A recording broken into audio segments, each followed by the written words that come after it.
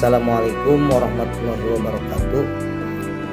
Nama saya Muhammad Miftahul Mujad, mahasiswa PJJ PAI Unsi Syekh Nurjati Cirebon, kelas A37 dengan nomor induk mahasiswa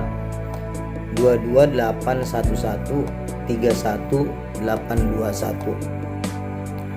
Baik, pada kesempatan ini saya coba akan membahas hal-hal yang berkaitan dengan salah satu ibadah daripada ibadah haji atau umroh, yaitu ihram. Ibadah haji dan umroh itu diawali dengan satu tahapan sakral yang disebut dengan ihram. Nah, ihram bukan sekedar mengenakan pakaian putih tanpa jahitan, melainkan sebuah pernyataan niat untuk memasuki keadaan suci. Berikut adalah penjelasan edukatif mengenai aspek-aspek utama dalam ihram. Yang pertama, rukun ihram.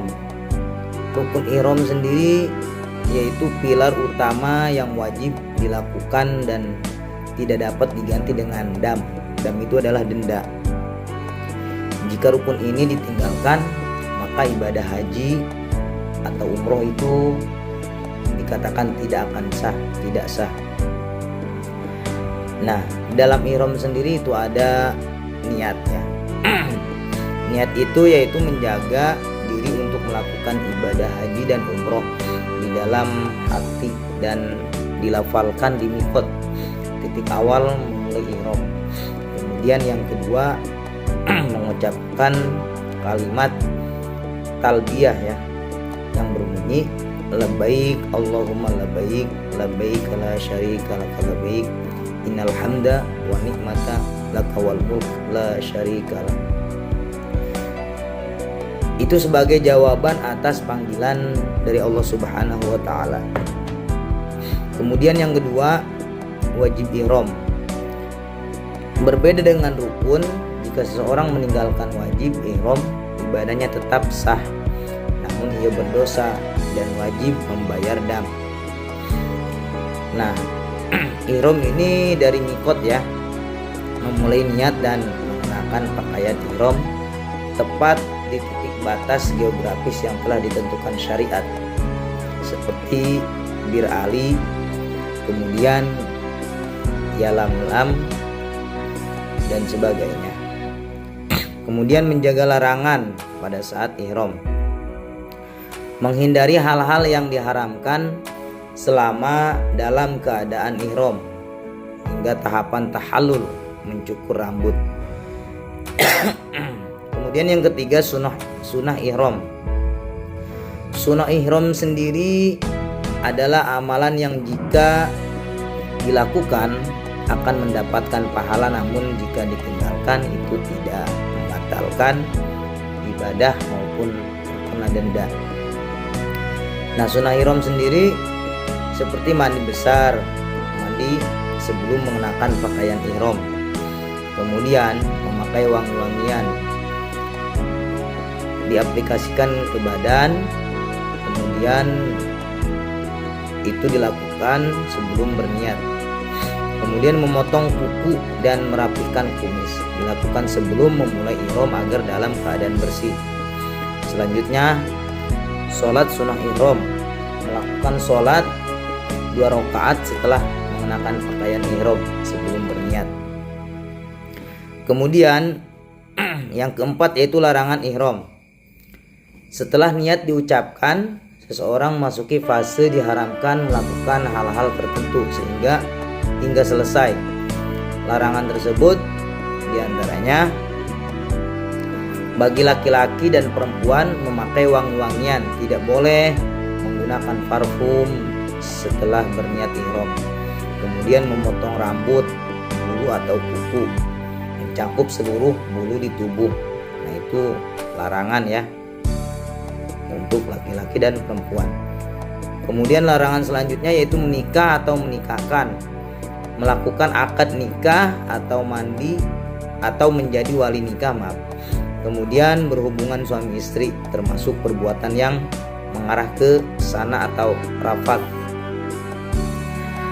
Kemudian larangan selanjutnya berburu binatang, dilarang membunuh atau memburu hewan liar di tanah suci ya.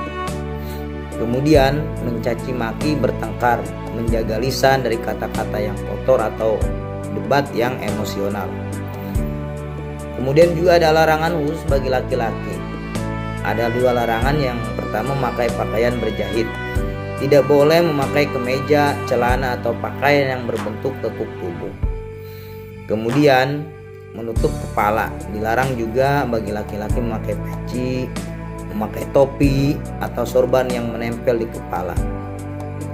Kemudian selanjutnya larangan khusus bagi perempuan, menutup wajah dengan cadar ya.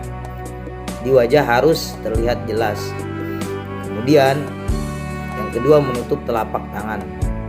Tidak diperkenankan memakai sarung tangan, itu untuk perempuan. Kemudian juga di sini saya akan mencoba menjelaskan kasus ya, kasus jamaah wanita saat haid atau saat tiba di Mekah. Ada studi kasus, yaitu seorang jemaah umroh tiba di Mekah dalam kondisi haid. Padahal rombongannya hanya menetap selama 3 hari sebelum harus pulang atau melanjutkan ke perjalanan Madinah. Dia belum sempat melaksanakan tawaf dan sa'i. Nah, kasus tersebut bagaimana solusinya? Ada 3 solusi. Yang pertama, menunggu dan konsumsi obat. Jika memungkinkan, jamaah dapat berkonsultasi dengan dokter untuk mengkonsumsi obat penunda haid agar bisa segera suci dan melaksanakan tawaf. Kemudian yang kedua, tawaf ifadah atau umroh di akhir. Jika waktu mepet, ia tetap dalam keadaan ihram, menjaga larangan hingga bersuci. Kemudian yang ketiga, pendapat darurat, fatwa dari Ibnu Taimiyah.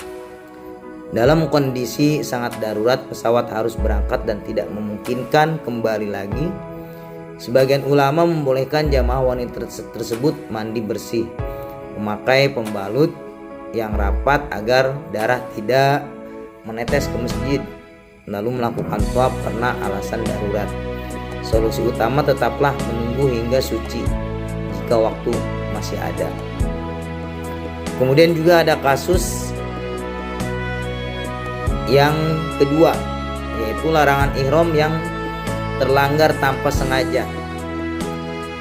Kasusnya yaitu seorang jamaah pria tanpa sengaja memakai celana dalam saat mengenakan kain ihram karena lupa, atau tanpa sengaja menggunakan sabun sampo yang mengandung pewangian saat mandi ihram.